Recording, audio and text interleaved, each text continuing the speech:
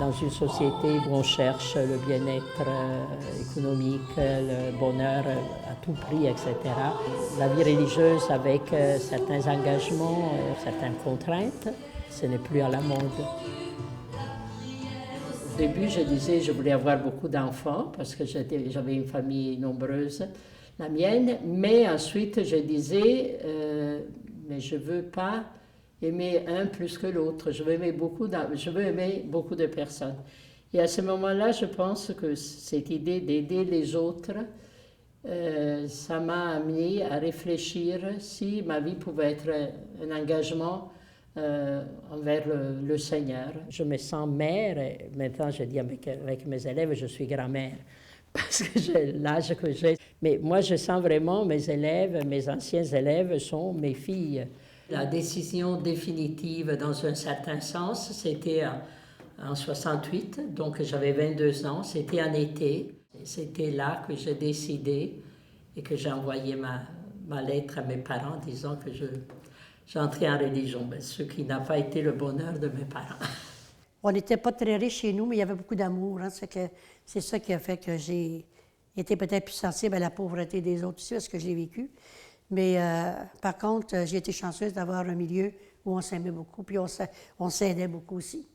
Alors, c'est ça qui m'a amenée. Puis là, bien, quand je suis allée pensionnaire, justement, j'étais à des Sœurs Grises. Alors, c'est comme ça que je me suis dit, non, je vais m'occuper des pauvres et je vais choisir une communauté qui s'occupe des pauvres. J'étais comme bénévole infirmière en Haïti. Et au moment où je me suis penchée vers un patient pour refaire son pansement, et j'ai eu comme un appel intérieur très fort et qui me disait, « Hélène, si tu veux continuer à faire ce que tu aimes, soigner les gens, suis-moi. » Je voulais pas seulement être avec la communauté, mais je voulais en faire partie pour aller encore plus loin. Mais je voulais terminer mon travail d'infirmière laïque et j'ai pris ma retraite en décembre 2010 après plus de 40 ans d'immersion hospitalière. Et voilà qu'en février 2011, il y a déjà tout près de 2 ans, que j'ai fait ce qu'on appelle mes premiers vœux à la vie religieuse. Nous, on est nés en Italie en 1838, nés pour l'éducation des jeunes filles, parce que c'était le moment où la société italienne était en train de changer. Et notre fondateur trouvait qu'il fallait préparer les femmes à être capables d'accompagner et de compléter dans un certain sens les hommes. Alors il a voulu vraiment une éducation, une information, une culture générale, pas seulement la broderie ou je ne sais pas comment on faisait à cette époque. En arrière de vous, vous avez la literie. Alors la literie, si l'homme fait la preuve qu'il y a une chambre, là on l'équipe. Alors, oreiller, drap, couverture, tout ce qu'il faut pour monter sa chambre, puis un peu de vaisselle qu'on a en bas, pour lui donner la chance de bien partir, hein, de s'organiser. Puis quand il lui manque des choses, là, je lui dis avec un petit sourire, tu vas à Dolorama, ça ne coûte pas cher. Parce qu'il faut aussi les responsabiliser. Hein. Je suis arrivée à l'accueil Bonneau en 72. Je venais une journée semaine, parce que je voulais connaître là. Je suis en autorité dans le temps dans ma communauté. Et j'ai fait ça pendant 6 ans, 7 ans. Et j'ai désiré venir à plein temps après parce que pour mettre d'autres services sur pied. La communauté s'est installée en cours des années missionnaires, là, entre autres au Pérou, au Brésil, au Lesotho et en Haïti. Les religieuses là-bas ont ce qu'on appelle le soutien à la pastorale de la paroisse, à l'enseignement religieux dans les écoles primaires là, et secondaires. Je te montrerai, il faut une négatif de photo, tu comprendras, parce que je comprends que vous êtes les filles de la caméra numérique. Hein. Oh là là! J'appartiens à la préhistoire, moi. Alors, on ne se rend pas compte à quel point ces femmes ont eu des responsabilités importantes au point de vue de gestion du personnel, de construction d'édifices.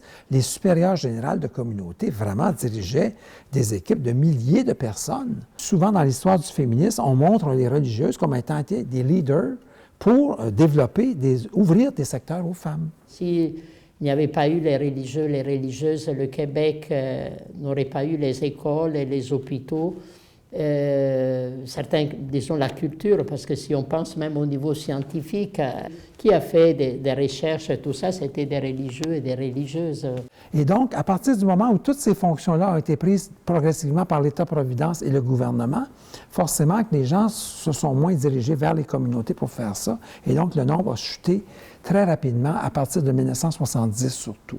La spécificité du Québec, si je peux dire, c'est que je pense que entre 1840 et 1960, le nombre de religieuses a augmenté énormément. Et comme il était très, très élevé, quand la chute est arrivée, ça a apparu davantage. La chute a été importante. Moi, je dis toujours qu'on est passé du Moyen Âge au 20e siècle en quelques années. Et ça a été désastreux de tous les points de vue. Je crois qu'il y a eu un vent de libéralisation, mais c'est surtout après le Vatican II que là, il y a eu une grande ouverture, que si vous n'étiez pas heureux dans la vie religieuse, vous pouviez quitter. Chère sœur Aline, toujours prête à aider, hein? Ben, si on n'avait pas assez, Ouais. ben, j'avais d'autres choses autour. Bon. Ça me comblait. Parce que Ça veut dire qu'une religieuse, c'est jamais à la retraite. bon, ben, même là, Non, un peu à la retraite. pas beaucoup. Quand on va à des réunions, c'est surtout des religieuses très âgées à la retraite. Il y a des congrégations qui sont en train de mourir parce qu'il n'y a plus de relève, donc qui se préparent à, je dirais, à célébrer la fin de leur... c'est-à-dire, il y en a beaucoup qui sont désormais vraiment à la retraite. Dans notre communauté des Saints-Noms de Jésus et de Marie, les entrées, ce n'est pas fréquent. Quand moi, j'ai frappé à leur porte en 2008, ça faisait tout près de 20-22 ans qu'ils n'avaient pas eu d'entrée à la vie religieuse ici au Québec. Moi, j'ai vu entrer, même chez nous, des jeunes filles qui, après quelques années, ils ont constaté, ils ont vu que c'était par leur chemin qu'ils sont partis, c'est-à-dire...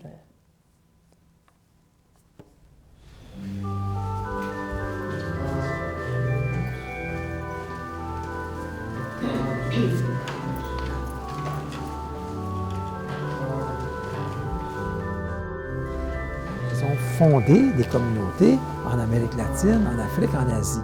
Ces communautés-là se sont développées et ont de nombreux membres jeunes. Donc, c'est eux qui vont prendre la relève pour les grandes communautés.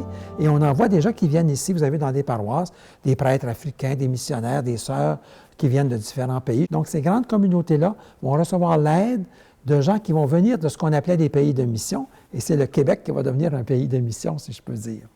Moi, je suis confiante dans l'avenir. Je suis confiante dans les jeunes qui sont là dans l'avenir. Je suis très confiante parce qu'il y a des jeunes qui sont pleins de richesses, pleins de valeurs. Ils ne vont pas le faire de la même façon que nous autres, puis c'est pas important. Ils vont le faire autrement, puis ça va être intéressant. Moi, je suis confiante. Peut-être d'autres disent, bon, tu es trop optimiste. Moi, je me dis, les apôtres étaient 12, regarde ce qu'ils ont été capables de faire. Rappelons-nous, mes chères sœurs, pendant cette journée de la présence de Dieu, faisons tout notre possible pour devenir saintes. Ainsi soit-il. Loué soit Jésus-Christ. Maintenant et toujours. Amen.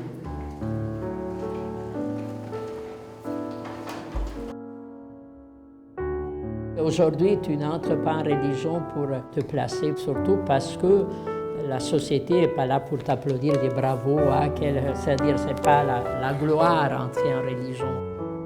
Je me dis qu'aujourd'hui, quelqu'un qui n'a pas la vocation et qui n'a pas été appelé à la vie religieuse ne reste pas, c'est évident. Dans ce sens-là, on a évolué dans le positif, je dirais, parce que ce sont des vraies vocations.